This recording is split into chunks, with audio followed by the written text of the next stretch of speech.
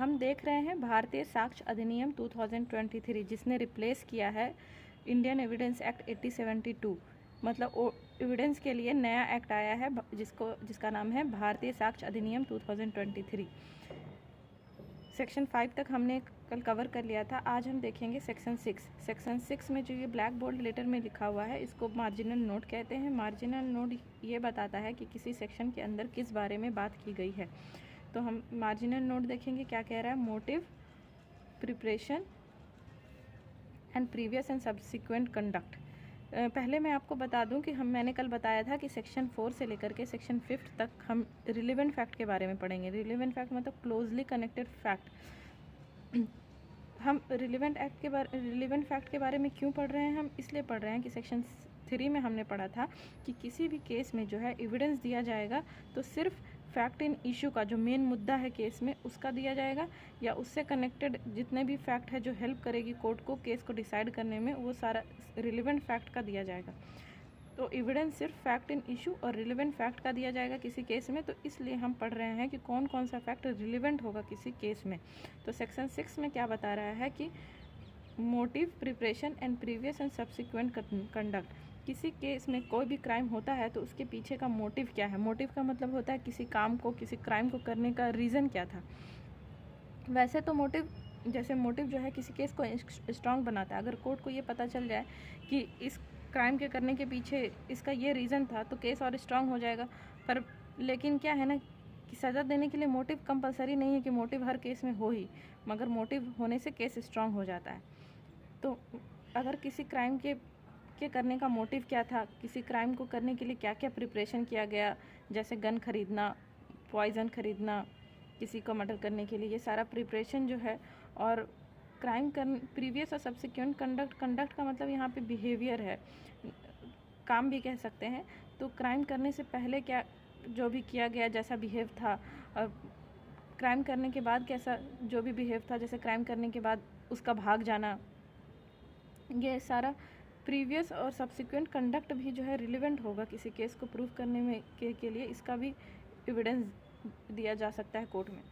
तो सेक्शन 6 के सबसेक्शन 1 में क्या कह रहा है? Any fact is relevant which show और कंस्टिट्यूट मोटिव और preparation for any fact in issue और रिलेवेंट फैक्ट। वो सारा फैक्ट रिलेवेंट होगा जो शो करता है, दिखाता है, कॉन्स्टिट्यूट मतलब बनाता है, मोटिव और प्रिपरेशन किसी भी फैक्ट इन इशू और रिलेवेंट फैक्ट के लिए जो मोटिव और प्रिपरेशन को दिखाता है, बनाता है, वो सारा फैक्ट भी रिलेवेंट होगा किसी केस में। सब सेक्शन 2 में क्या बोल रहा है? The conduct of any party, किसी भी पार्टी का कंडक्ट मतलब कोई काम उसके द्वारा जो किया जाता है या बिहेवियर उस पार्टी का, or of any agent to any party, और किसी पार्टी का कोई एजेंट जो है, एजेंट का मतलब है जो पार्टी की तरफ से काम करे, जैसे वकील, पार्टी का वकील जो है, या मुंशी या रिप्रेजेंटेटिव है कोई पार्टी का, उसके भी द्वारा अगर कोई कंडक्ट किया जाता है टू एनी सूट और प्रोसीडिंग, किसी सूट और प्रोसीडिंग में, in reference to such suit और प्रोसीडिंग, उस सूट और प्रोसीडिंग के संदर्भ में अगर कोई काम किया जाता है या कोई बिहेवियर है, और in reference to fact in issue, और फैक्ट इन इशू के संदर्भ में या रिलेवेंट फैक्ट के संदर्भ में कोई काम किया जाता है किसी सूट और प्रोसीडिंग में पार्टी के द्वारा या पार्टी के एजेंट के द्वारा, and the conduct of any person, और किसी भी पर्सन का जो बिहेवियर है, और and the conduct of any person, और उस पर्सन का behaviour and offence against whom is subject of any proceeding, जिसके अगेंस्ट ऑफेंस किया गया है उस पर्सन का भी बिहेवियर जो है इज़ रिलेवेंट है किसी केस में। इफ़ सच कंडक्ट, अगर ये जो कंडक्ट किया जा रहा है पार्टी के द्वारा, एजेंट के द्वारा या पर्सन जिसके अगेंस्ट ऑफेंस हुआ है, अगर वो कंडक्ट जो है इन्फ्लुएंस करती है, मतलब प्रभाव डालती है, असर डालती है, और इज़ इन्फ्लुएंस्ड बाई, और असर में आती है, influenced by fact in issue और रिलेवेंट फैक्ट, या असर डालती है या उस पर असर होता है फैक्ट इन इशू और रिलेवेंट फैक्ट का, and whether it was previous और कंडक्ट देयर टू, चाहे वो कंडक्ट पहले किया गया हो क्राइम से या बाद में किया गया हो, अगर वो कंडक्ट जो है इन्फ्लुएंस करती है फैक्ट इन इशू या रिलेवेंट फैक्ट को, या फैक्ट इन इशू या रिलेवेंट फैक्ट से इन्फ्लुएंस होती है, प्रभावित होती है, असर डालती है या उस पर असर होता है, तो ये सब रिलेवेंट, वो सारा कंडक्ट रिलेवेंट होगा। हम कुछ एग्जांपल देखते हैं, जैसे चोरी के बाद अक्यूज़ का भाग जाना। अगर चोरी के बाद कोई इंसान भाग रहा है तो इसका मतलब है कि इसने चोरी किया होगा इसलिए वो भागा है। या पुलिस को देख करके किसी का घबरा जाना, इसका मतलब वो क्राइम उसने किया है इसलिए वो घबरा रहा है। तो ये जो कंडक्ट है, उसका जो बिहेवियर है किसी इंसान का, जो जो जो प्रभावित हो रही है फैक्ट इन इशू या रिलेवेंट फैक्ट से, या किसी पुलिस के आ जाने से उस पर जो इन्फ्लुएंस हो रहा है, प्रभाव पड़ रहा है, तो ये सारा जो है रिलेवेंट फैक्ट है। एक्सप्लेनेशन 1 में क्या है, द वर्ड कंडक्ट, कंडक्ट का डिफिनेशन दिया हुआ है। Conduct in this section does not include statement. Conduct जो बिहेवियर के बारे में या कोई काम करने के बारे में जो इस सेक्शन में कहा गया है, तो कंडक्ट का मतलब स्टेटमेंट नहीं होगा। उस आदमी के द्वारा कुछ भी कहा जाए वो स्टेटमेंट नहीं होगा जब तक unless those statement a company और explain act other than statement. जब तक कि जो कुछ भी वो कहा जा रहा है पार्टी, एजेंट या विक्टिम के द्वारा, वो साथ नहीं देता या एक्सप्लेन नहीं करता उसके एक्ट को, उसके बिहेवियर को। जो इन्फ्लुएंस्ड बिहेवियर है, एक्ट है उसका, वो स्टेटमेंट उस एक्ट को अगर एक्सप्लेन कर रहा होगा तब तो एक स्टेटमेंट इंक्लूड है कंडक्ट में। वरना जो है स्टेटमेंट जो है, कोई भी बात उसके द्वारा कहा गया वो एक्सेप्ट नहीं है, वो इंक्लूड नहीं है कंडक्ट में। सिर्फ वही स्टेटमेंट इंक्लूड होगा कंडक्ट में जो एक्सप्लेन करता है या साथ देता है उसके एक्ट को, जो एक्ट उसने किया है। But this explanation is not to effect the relevancy of statement.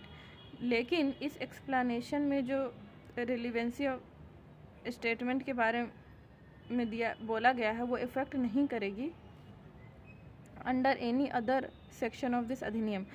इस अधिनियम में अगर स्टेटमेंट को रिलेवेंट बताया गया है आगे किसी सेक्शन में, तो यहाँ एक्सप्लेनेशन में जो स्टेटमेंट को कंडक्ट में इंक्लूड नहीं कर रहा है उसका कोई प्रभाव उस पर नहीं पड़ेगा रिलेवेंसी पे स्टेटमेंट के, अगर दूसरे सेक्शन में स्टेटमेंट को रिलेवेंट बताया गया है। एक्सप्लेनेशन 2 में क्या कह रहा है, when the conduct of any person is relevant. अगर किसी पर्सन का कंडक्ट, उसके द्वारा कोई किया गया कोई काम, कोई बिहेवियर अगर रिलेवेंट है, तो any statement made to him, उसको दिया गया कोई statement, or in his presence or hearing, उसके प्रेजेंस में दिया गया कोई स्टेटमेंट या वो स्टेटमेंट जिसको वो सुना हो, जो इफ़ेक्ट करती है उसके कंडक्ट को, वो भी रिलेवेंट होगा। यहाँ पर एक एग्जांपल देना चाहेंगे कि जैसे किसी ने बोला कि पुलिस आ रही है इंक्वायरी के लिए, इन्वेस्टिगेशन के लिए, तो कोई ये बात सुन करके भाग जाता है, तो जो स्टेटमेंट सुन के वो भागा है, उसके प्रेजेंस में जो स्टेटमेंट दी गई है, जो स्टेटमेंट वो सुना है, हियरिंग, जो जिसकी वजह से उसका कंडक्ट इफ़ेक्ट हुआ है, वो स्टेटमेंट भी रिलेवेंट होगा। क्लॉज ए में क्या कह रहा है, A is tried for murder of B. A पे मुकदमा चलाया जाता है बी के मर्डर का। The fact that A murder C, और ये पता चलता है कि ए ने सी का मर्डर किया था, ए ने सी का मर्डर किया था। जो डैट का मतलब यहाँ पे जो हो रहा है, that B knew that A had murder C, जो बी जानता था कि ए ने सी का मर्डर किया है। एंड बी जो है, B had tried to extort money from A by threatening to make his knowledge public, और बी ने ए से पैसे ऐंठे थे ये धमकी दे करके कि उसके पास जो नॉलेज है कि ए ने सी का मर्डर किया है वो सबको बता देगा, पब्लिक कर देगा। ए का जो ट्रायल हो रहा है बी के मर्डर के लिए, तो इस केस में जो है ना, ये जो फैक्ट है रिलेवेंट होगा कि बी को ए के गलत कामों के बारे में पता था, इसलिए हो सकता है कि ए ने बी को मार दिया, तो ये फैक्ट जो है रिलेवेंट होगा, क्योंकि ये मोटिव को बता रहा है, उसके एक को बी के मर्डर करने के पीछे क्या मोटिव हो सकता है उसको बता रहा है। इसलिए ये फैक्ट कि ए जानता था, बी जानता था कि ए ने सी का मर्डर किया है, ये रिलेवेंट होगा। क्लॉज बी में क्या है, क्लॉज बी में क्या कर रहा है, A sues B upon a bond for payment of money. A ने बी पे मुकदमा दायर किया, केस फाइल किया पेमेंट ऑफ मनी के लिए, अपॉन अ बॉन्ड।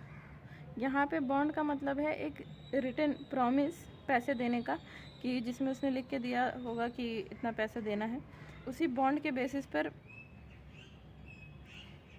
ए ने बी पे मुकदमा दायर किया कि बी को पैसे देने थे, पर बी जो है डिनाई कर देता है। B deny the making of bond, B deny कर देता है कि मैंने ऐसा कोई रिटन प्रॉमिस नहीं किया है, रिटन लिख के नहीं दिया है ऐसा कुछ। तो the fact at the time when the bond was alleged to be made, तो ये जो बात है कि जब बॉन्ड बनाया गया, जिस time at the time when the bond was alleged to be made, वो अलेक्ड बॉन्ड का मतलब कि जिसको लेके मुकदमा अभी चल रहा है ए और बी के बीच में, जिस बॉन्ड को लेके, तो वो बॉन्ड जब बनाया गया था, B required money for particular purpose, B को पैसे की ज़रूरत है किसी पार्टिकुलर पर्पस के लिए। तो ये रिलीवेंट है क्योंकि ये बता रहा है बी को पैसे की ज़रूरत थी, इसी वजह से हो सकता है कि बी ने पैसे लिए होंगे ए से। ये रिलीवेंट फैक्ट हो गया। क्लॉज सी में क्या है, A is tried for murder of B by poison, A मुकदमा चलाया जाता है बी को पॉइजन दे के हत्या करने के जुर्म में। The fact that for the death of B, B के डेथ से पहले A procured poison similar to that which was administered to B, ये बात पता चलती है कि बी के डेथ से पहले जो है ना, ए ने पॉइजन ख़रीदा था जो कि सिमिलर था, सेम है जो बी को पॉइजन दिया गया है उससे सिमिलर पॉइजन ए ने ख़रीदा था बी के जस्ट डेथ से पहले। तो ये रिलेवेंट फैक्ट है क्योंकि ये प्रीवियस कंडक्ट को दिखा रहा है, मतलब मर्डर होने से पहले उसने पॉइजन ख़रीदा था, तो ये रिलेवेंट फैक्ट होगा। क्लॉज डी में क्या है, the question is whether certain documents is will of A, सवाल ये उठ रहा है कि क्या कुछ डॉक्यूमेंट्स है वो एक के द्वारा बनाया गया विल है या नहीं है। पहले तो मैं आपको ये बता दूं कि विल का क्या मतलब होता है। विल जो है एक लीगल डिक्लेरेशन होती है, एक लीगल डॉक्यूमेंट्स होती है जिसमें घोषणा किया जाता है मरने वाले व्यक्ति के द्वारा, जिसमें कोई इंसान बताता है कि उसके डेथ के बाद जो है उसकी प्रॉपर्टी किसको किसको जाएगी, तो उसी को विल कहते हैं। ये विल बनाने वाले व्यक्ति के मरने के बाद एग्जीक्यूट होता है ये डॉक्यूमेंट। तो the fact that not long before, कुछ ज़्यादा दिन पहले नहीं, the date of the alleged will का डेट है उससे ज़्यादा दिन पहले की बात नहीं है। ए ने made inquiry into the matter to which provision of alleged will relate, A ने इंक्वायरी किया था विल से रिलेटेड प्रोविज़न के बारे में, इंक्वायरी किया था उससे रिलेटेड नियम कानून के बारे में कुछ दिन पहले ए ने इंक्वायरी किया था। That he consulted advocate in reference to making the will, और उसने है ना किसी एडवोकेट से कंसल्ट किया था विल बनाने के संदर्भ में। And that he cause draft of other will to be prepare, और उसने जो है ना अदर विल का ड्राफ्ट भी तैयार करवाया था। ड्राफ्ट जो है ना कोई लीगल डॉक्यूमेंट्स होता है जो फाइनली साइन करने से पहले जो डॉक्यूमेंट्स बनाया जाता है, लीगल डॉक्यूमेंट्स जिसमें चेंजेस किए जा सकते हैं, उसको ड्राफ्ट कहते हैं। तो ड्राफ्ट भी बनवाया था विल का, of which he did not approve, जिसको इसने सहमति नहीं दी थी, अप्रूव नहीं किया था। वो सारा जो फैक्ट है वो रिलीवेंट होगा क्योंकि ये प्रीवियस कंडक्ट को दिखा रहा है विल बनाने के। क्लॉज ई में क्या है, A is accused of crime, A जो है आरोपी है किसी क्राइम का। The fact that either before और एट द टाइम ऑफ और after the alleged crime, crime से पहले, क्राइम के बाद और क्राइम के टाइम जो है, क्राइम के वक्त, A provided evidence which would tend to give to the fact of the case an appearance favourable to him, A ने ऐसा एविडेंस प्रोवाइड दिया जो अक्यूज्ड के पक्ष में जो है ना अच्छा इंप्रेशन क्रिएट कर रही हो, ऐसा एविडेंस दिया जो फेवरेबल टू हिमसेल्फ, उसी के पक्ष में हो एविडेंस। और डैट ही डिस्ट्रॉय, और उसने डिस्ट्रॉय किया, नष्ट किया, और कंसील्ड एविडेंस, और एविडेंस को छुपाया भी और एविडेंस को नष्ट भी किया है। और प्रिवेंटेड द प्रेजेंस, और उपस्थित होने से रोका है। और procure the absence of person who might have been witness, और उस पर्सन को एब्सेंट कराया है जो विटनेस बन सकता था। और suborned person to give false evidence respecting it, और जो है ना जबरन लालच या दबाव देकर झूठी गवाही दिलवाया है किसी पर्सन से जो फॉल्स एविडेंस दिया है उस केस में, ये सारा फैक्ट जो है रिलेवेंट होगा क्योंकि ये प्रीवियस और सब्सिक्वेंट कंडक्ट को दिखा रहा है किसी क्राइम से रिलेटेड। क्लॉज एफ में क्या है? The question is whether A robbed B. Question ये है, सवाल ये उठ रहा है कि क्या ए ने बी को लूटा है या नहीं। तो the fact after a was robbed,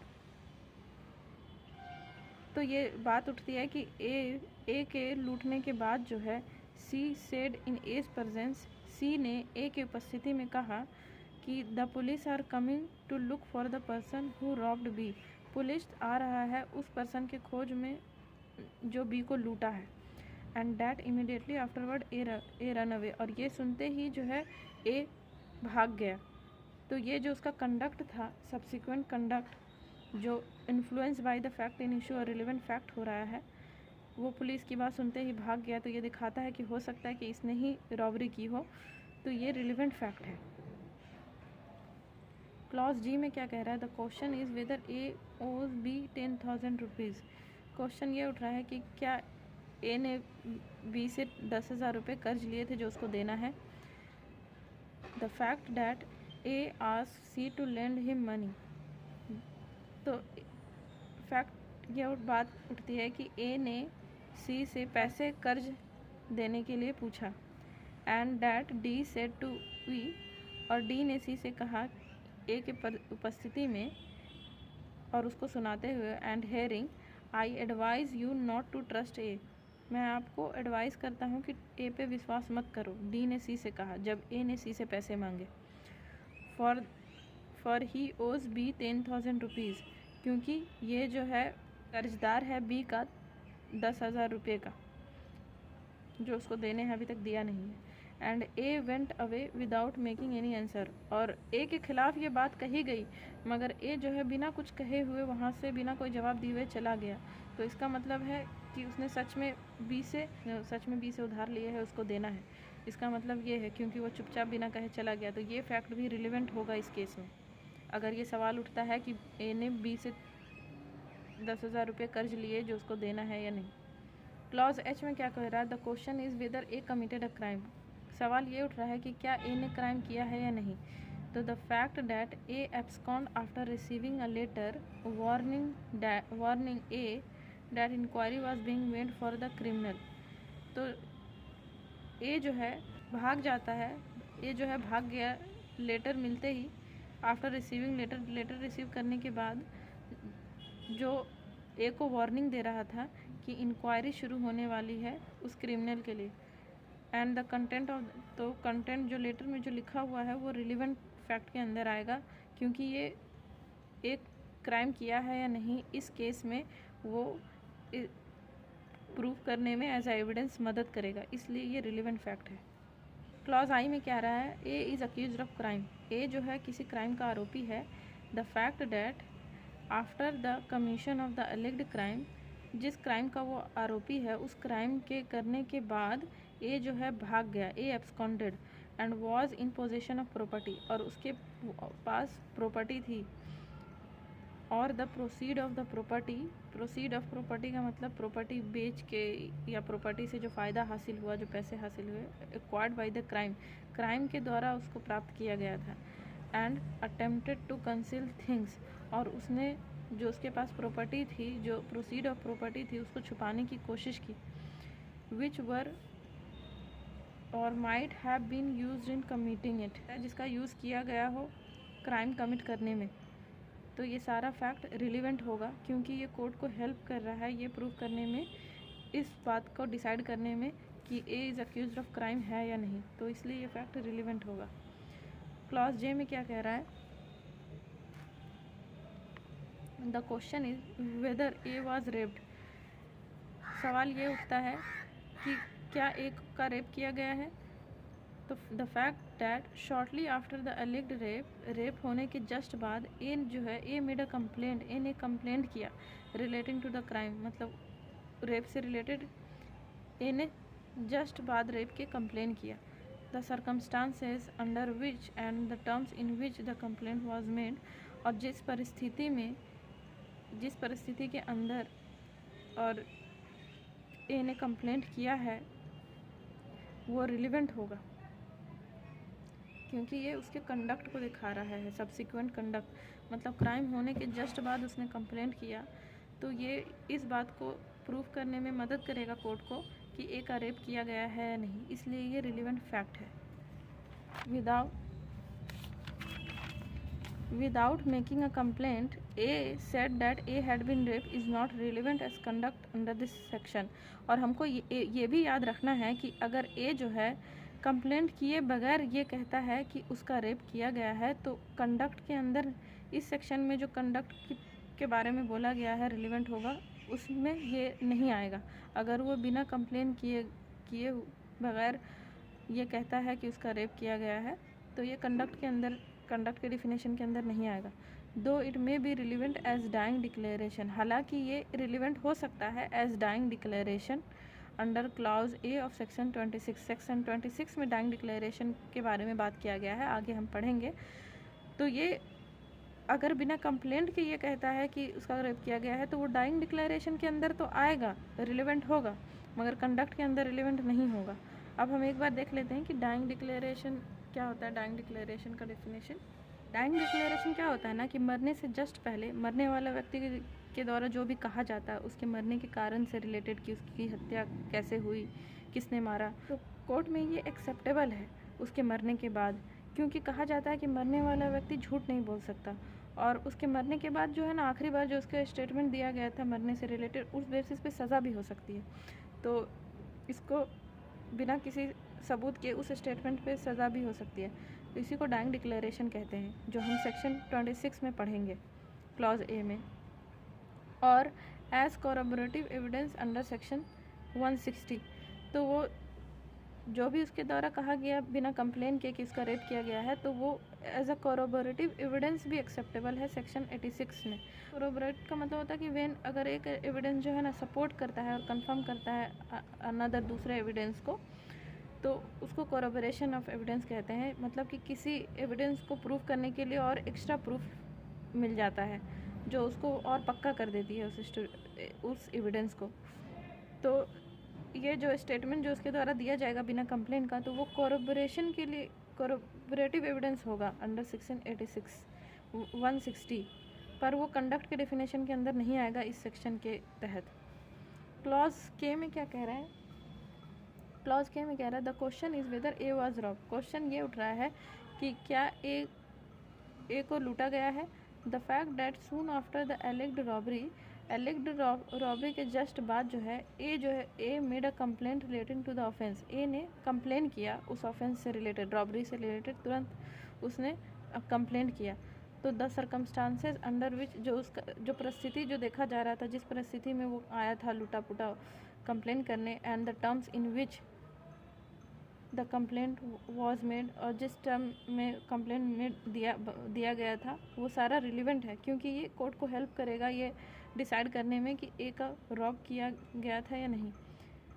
the fact that A said he had been rob, A के द्वारा जो कहा जाता है कि उसको लूटा गया है विदाउट मेकिंग, बिना किसी कंप्लेन के अगर ए कहता है कि उसको लूटा गया है, तो ये रिलेवेंट नहीं होगा इस सेक्शन के तहत as a conduct under this section. इस सेक्शन में कंडक्ट के डिफिनेशन में ये नहीं आएगा। फिर दो इट मे बी रिलेवेंट, हालांकि ये रिलेवेंट हो सकता है as dying declaration under clause A of 26। अगर वो ये बता के मर जाता है, ये उसके आखिरी सेंटेंस अगर मरने से पहले रहते हैं, तो इसको as a dying declaration accept किया जाएगा, पर कंडक्ट के डिफिनेशन में नहीं आएगा ये रिलेवेंट।